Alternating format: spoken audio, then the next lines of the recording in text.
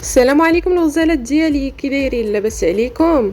كما عارفين راه فصل الصيف كيحتاج بزاف المبردات، وانا جبت لكم اليوم واحد العصير اقتصادي وساهل وخاطر كما كتشوفوا وغيب حامضه وحده. دابا غادي ندوزو للطريقه وغادي نوريكم كيفاش كندير هذا العصير اللي كيحماقوا عليه الوليدات كاملين. مهم كناخذوا حامضه وحده من الحجم المتوسط كما كتشوفوها.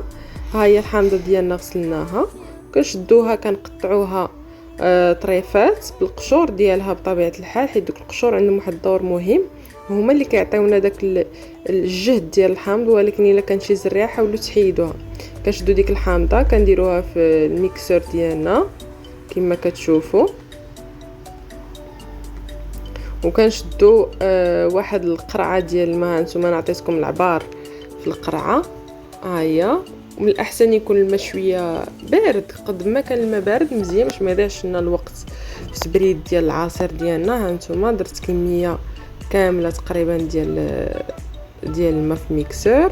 طحنت العصير ديالي وهنا كنصفيه في الصفايه. حاولوا ما نضيعوش داك العصير، نصفيه مزيان باش يبقاو غير الجلوف ديال الحامض.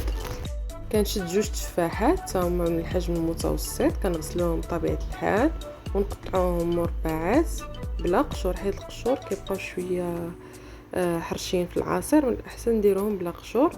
منين كنكونوا مقشرين التفاح كيجي داك المذاق ديالو زويون مع الحامض، ما كيبانش بلي راه تفاح. كنشدوهم عاود كنطحنوا العصير ديالنا في الميكسور.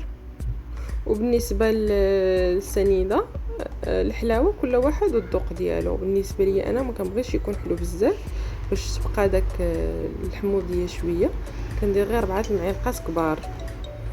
هانتوما كما كتشوفوا درت 4 المعالق كبار، وكنعاود نطحن مزيان حتى داك التفاح ما كيبقاش باين في العصير.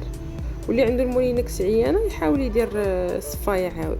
ها هو العصير ديالي كما كتلاحظوا جا غزال، وقد ما برد هذا العصير كيجي احسن واحسن. نتمنى يعجبكم العصير ديال اليوم وتجربوه، وجاوبوني في لي كومونتير كي جاكم العصير، وبالصحه والراحه. وما تنساوش تدعموا القناه ديالي وديروا اشتراك وجيم الفيديو. شكرا.